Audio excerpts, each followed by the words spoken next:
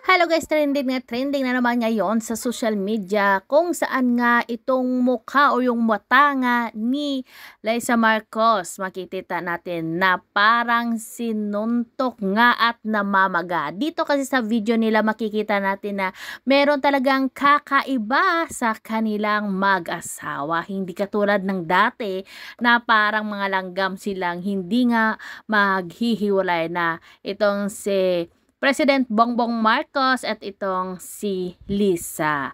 Pero ngayon makikita natin na napakalaki ng agwat nilang dalawa at merong something talaga. Kaya naman pumutok ito ngayon sa social media at samot-sari ngayon ang mga sinasabi nila kung ano nga ba ang nangyari. Bakit parang sumabog nga ang mukha nitong si Lisa Marcos. Dito makikita natin noon na sweet sila pero ngayon tingnan nyo, wala dyan si Lisa at dito siya sa kabila. Ayan, kitang-kita natin na parang hindi niya pinapansin. Itong si Bongbong Marcos, parang galit na galit siya pero wala siyang magawa. At dito naman makikita natin na magkasama sila pero parang didma lang. At parang pilit lang yung ngiti nitong si Lisa Marcos. At yan, kita nyo sa mukha niya, magang-maga nga ang kanyang mata.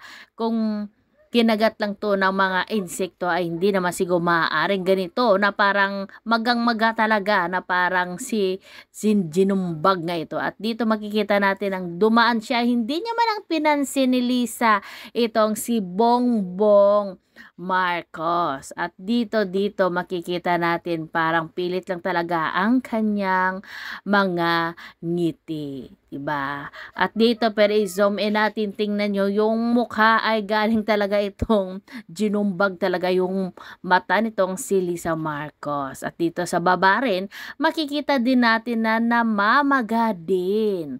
Kaya hindi naman natin nabalitaan na ito ay na-aksidente or na ano, pero ito ay patunay na ginumbag talaga itong si Lisa Marcos. Kaya sabi nga nila ay baka nag-aagawan sila at dito ay nagsumbong ba siya kay Anggara.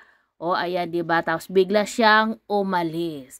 At kapansin-pansin nung umalis siya, makikita natin itong si Anggara na umiiyak or nagpunas pa ng luha. Iba talaga yung mukha niya. Ayan, nagpunas ng kanyang luha. Pasimple lang siya at parang maiiyak na talaga siya. Tingnan nyo naman, diba? At magpupunas muli siya ng luha. Ayan, o diba? Ano kaya yung sinabi nitong si Lisa Marcos, bakit parang iyak na iyak siya at hindi niya mapigilan. Ayan, nagpuras na naman ng luha itong si Anggara. Kaya diba nung nakaraan din nag-trending din yung kanilang video kung saan nga binalita din itong si Boljak TV kung saan nga merong ng code blue noon na dinala nga itong si Bongbong Marcos doon nga sa hospital at ito ay pinabulaanan din ng kampo nitong si Bongbong Marcos at wala daw katotohanan pero marami talagang nagsasabi na yung dalawa na to nang dahil sa pulburon kaya ganyan sila, diba?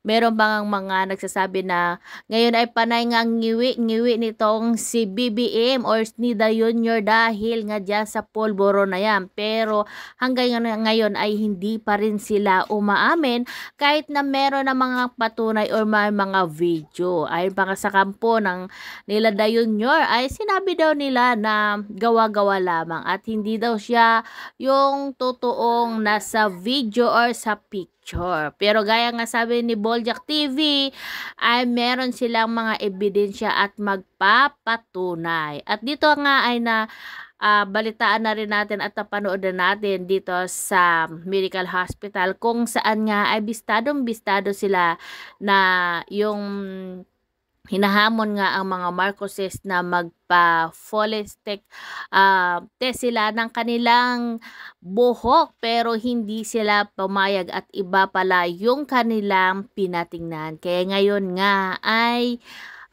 halatang-halata na at marami na ang nagsasabi na gumagamit talaga ng pulburon ito mga kampo ni Junior pero syempre todo pa rin sila deny. Kaya pero hindi naman nila manluloko yung mga tao sa kanilang mga sinasabi kasi nga marami na talagang mga ebidensya na lumalabas tungkol dito sa kanila.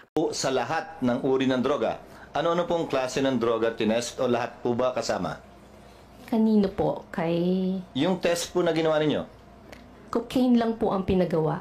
cocaine lang po ang pinagawa. Opo, Hindi po kasama ang iba. hindi po. Yung resultang yun po ba isinapubliko? Ano? Ano daw? I saw it on GMA, read it on in the papers. The results of the drug test. Is what? Particularly cocaine ang tinitest ninyo. Why cocaine?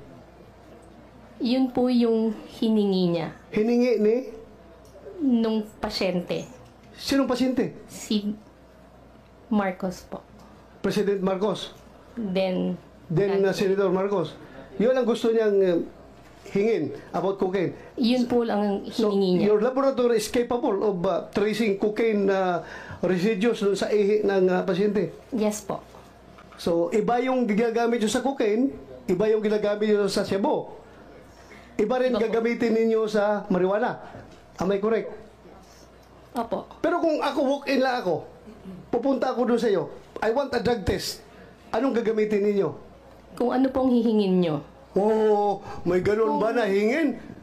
Ah, Kasi lahat ng tao dito sa Pilipinas magpa-drug test. Hindi ba nagtatanong na itest nyo ako sa cocaine? Itest niyo ako sa Cebu? Itest niyo ako sa marijuana? Wala. Pupunta ako sa inyo, magpa-drug test para pag mag-negative, dalhin ko yung dokumento, nag-apply ako ng trabaho. Yun lang naman ang ginagawa natin. Hindi naman kami nagre-request sa inyo ng itest niyo ako sa cocaine. Itest niyo ako sa Cebu. Itest niyo ako sa marijuana. Hindi pupunta ako sa inyo. Please, conduct drug test. Oh, negative. Salamat. Dalhin ko ito sa in-applyan ko ng trabaho. Oh, wala ako negative ako. Bakit in-specify na cocaine? hindi. Sure ka? Usually Cocaine po kasi, ang hiningi ng pasyente ng panahon na yun? Opo. Which is policy making. I think this fell into the cracks. Sino nagde-determine yung bumibili ng testing kits? Where is the policy coming from? Bakit sino nag-decide at nagsabing marijuana lamang at sabu? Meron pong dalawang test na ginagawa yung screening and yung confirmatory.